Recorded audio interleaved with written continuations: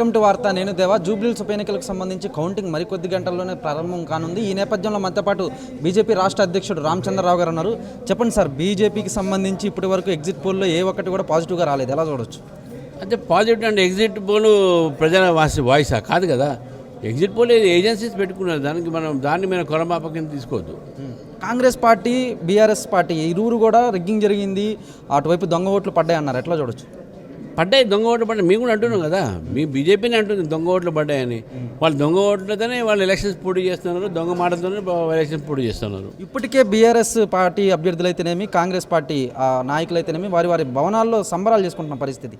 ఇక వాళ్ళకి ముందే సంబరాలు చేసే అలవాటు ఉందేమో.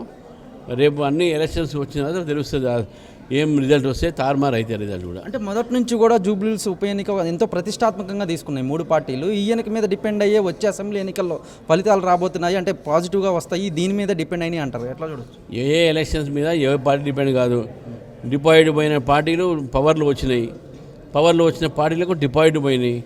ఇవన్నీ ఎలక్షన్స్ అనేది కీలకం ప్రతి రాజకీయ పార్టీకు. రిజల్ట్స్ అనేది కీలకం కాదు. అంటే కాంగ్రెస్ పార్టీ గెలుస్తుందని గట్టి నమ్మకం ఉంది వాళ్ళకి, మీకేమన్నా ఊహాగానాలు ఉన్నాయా? వాళ్ళు గట్టిగా ఓడిపోతారని నాకు నమ్మకం ఉంది. రైట్, చూశారు కదా.